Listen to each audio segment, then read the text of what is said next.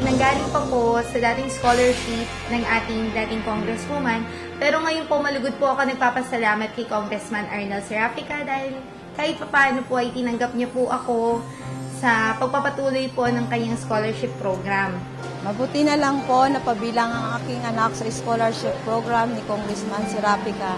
Malaking bagay at malaking tulong po dagdag pamasahe at matrikula at iba pang bagay na pangailangan ng aking anak. Congressman Serafica, maraming salamat po. Ako po ay dating scholar ng dating congresswoman. Hindi ko po sukat akalain na mapapasama pa ako sa scholarship program ni Congressman Arnel Serafica. Ang laking tulong po yung scholarship program na ginawa niya. Napakabait po talaga ni Congressman Arnel Serafica. Ang dapat tumulong sa abot ng mga kaya niya.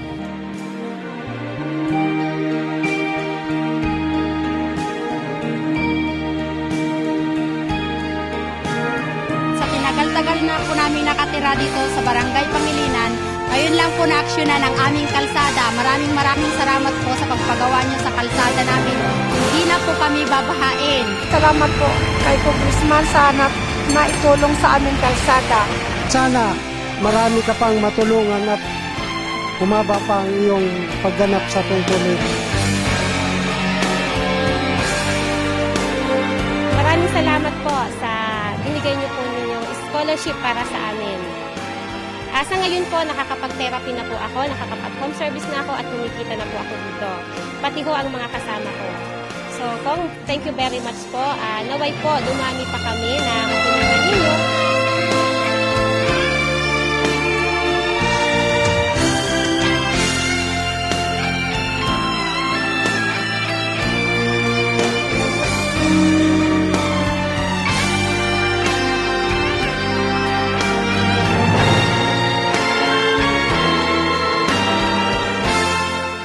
Salamat po ako kay Congressman Arnel Serafica sa pagtulong sa akin sa pagpapaopera ng aking mata gawa ng kanyang proyekto cataract operation.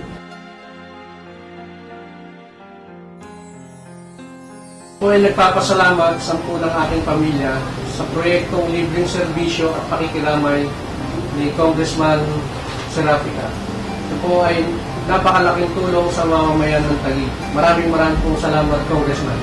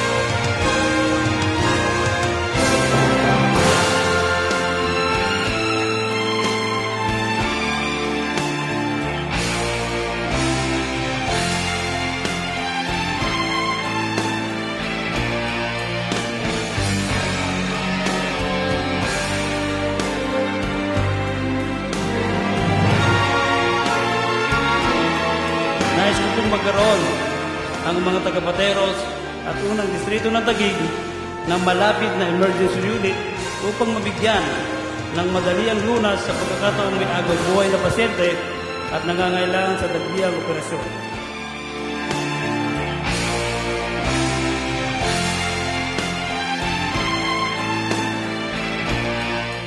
Bilang kinatawa ng unang distrito, hanggat ko rin pong magkaroon ng maraming komersyal at industrial facilities sa unang distrito ng Taguig na makagbibigay ng hanap buhay sa ating mga kababayan.